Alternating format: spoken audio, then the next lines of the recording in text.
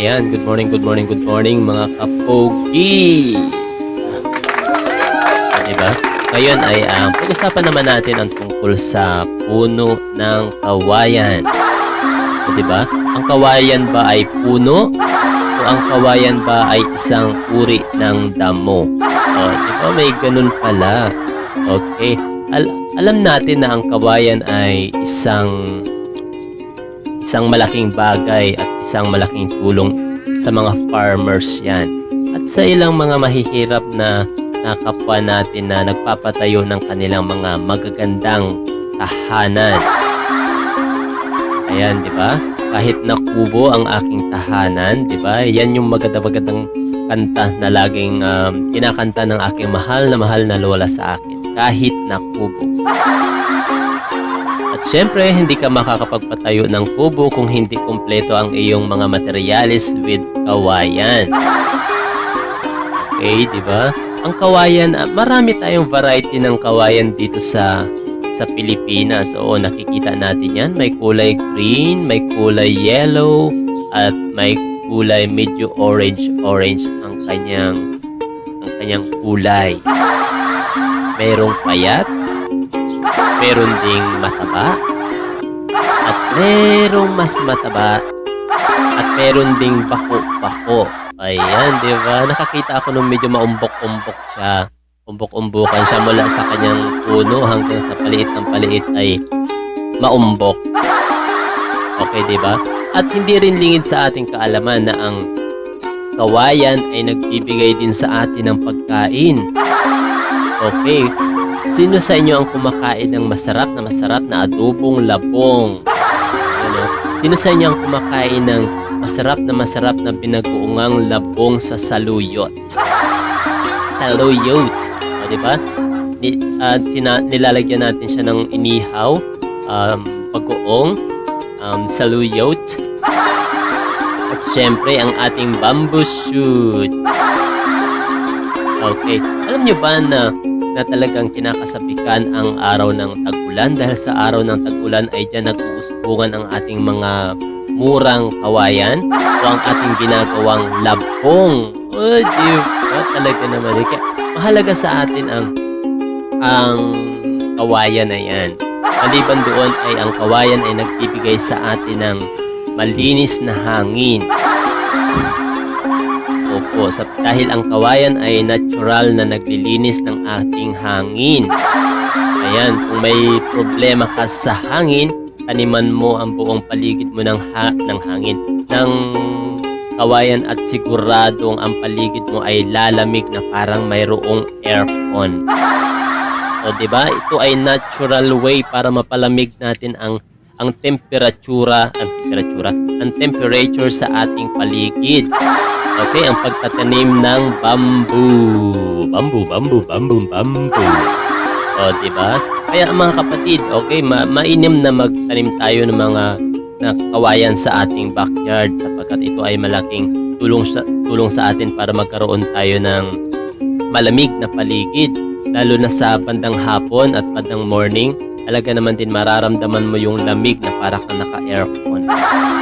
O, diba? Kaya dito sa aking backyard ay meron pa akong punong kawayan na talaga naman kahit tanghaling tapat ay nagpo-produce siya ng malamig na hangin at daman-daman ng hindi lang namin kundi pati ng aming mga kapitbahay. O, diba? Alam nyo ba na ang kawayan ay pwedeng gawing solusyon para malutas ang mabagal na paglubha ng problema sa ating climate change? O, diba? Sa halip na uminit ang ating paligid ay siya yung nagpapalamig ng paligid dahil siya ay natural filter or tinatawag na natural air conditioner. Ikinukonsidera ito ng mga bansang kasapi sa asosasyon ng Southeast Asian Nation o, diba, na nagdaraos ng First Asian Bamboo Congress mula August 12 hanggang 16 noong 2019 sa Iloilo City. Ganun, talaga may ganun. Kaya nga mga kapatid, ang kahalagahan nitong kawayan na ito ay talaga naman malaking tulong ito sa ating mga tao. Ang lahat ng benepisyo nito ay para sa tao mula sa pagkain hanggang sa kaduluduluhan ng kanyang sanga ay pwedeng pakinabangan ng tao. O, diba? Kaya nga mga kapatid, ang pagtatanim ng kawayan ay may benepisyo sa iyo, sa akin, at sa mga bata na kapaligid sa atin, at sa may mga edad na kailangan lumanghap na masarap at fresh na hangin at malamig na hangin. O, diba? Kaya ang pagtatanim ng ganito mga puno ay talaga naman din hindi lang sa iyo, hindi lang sa akin ang pakinabang, ngunit sa mga taong nakapaligid sa atin. Maliban doon, mayroon pang mga living organisms na nakakakuha ng pakinabang sa ating kawayan, tulad na lamang ng vermeworm. Ang vermeworm ay kumakain ng mga na-decompose na dahon ng mga nalaglag na dahon ng kawayan. Okay? Pakinabang na mga pamumuhay sa lupa ang nahulog at na-decompose na dahon ng kawayan. Diba? Alam mo ba na ang fresh na dahon ng kawayan ay mainam na pagkain ng ating kuneho? Diba? Hanggang sa hayop, meron din pakinabang ang ating kawayan. Nagtanim tayo ng kawayan kahit yung sa paso. Kung makikita po ninyo sa ibang bansa, ang ilang variety ng kawayan na talagang itinatanim nila sa paso para sa indoor plant. Pwede rin naman outdoor plant. O, diba? Marami din ang mga kababayan natin ang ginagawa itong pambakod, pero buhay. Opo, buhay siya, kaya lang medyo maliliit na variety ito ng kawayan. Opo, seryoso po talaga, di ba? Maaaring mabago pwede at maaaring mabago ang klima ng daigdig, pero hindi natin siniseryoso. At kahit man lang sa ganitong pamamaraan ay makatulong tayo yung pagtatanim ng mga kawayan. Hindi kung ano yung tinatanim-tanim natin dyan na lumulubo na lang. Okay, di ba? Alam naman natin sa paligid natin ay likas na nakakabahala na yung sobrang init ng paligid. Pero sa pamamagitan ng pagtatanim ng kawayan ay mapapababa natin yung temperature natin sa ating paligid sapagkat ito ay natural air conditioner. So, diba? Kaya lablabin natin yung puno natin ng kawayan. Huwag nating ubusin. Diba? Yung iba kasi ay inuubos at pati mga mura ay kanila nang hina-harvest para ipagbili. Hindi na dumadating yung maturity ng kawayan dahil maaga silang hina-harvest. Ayan, kaya naman po mga kaibigan, sa panahon ng tag-init ay sobrang init talaga dito sa Pilipinas.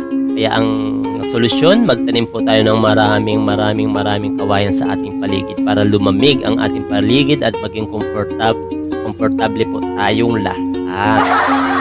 Diba? Kaya naman. O, diba? Ito yung ilan sa mga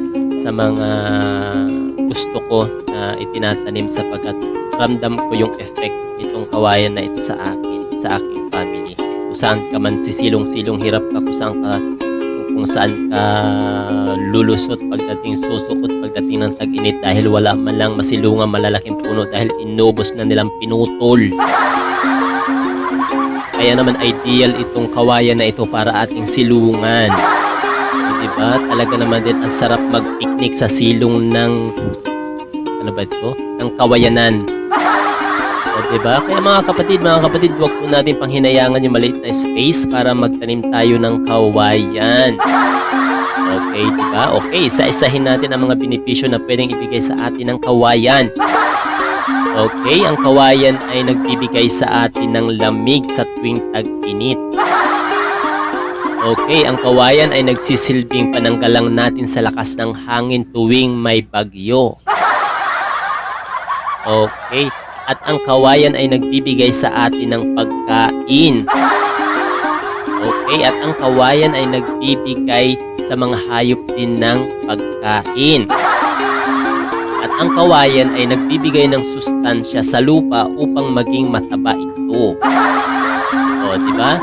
Yan po ay ilan lamang sa mga pakinabang natin sa bamboo tree, bamboo grass.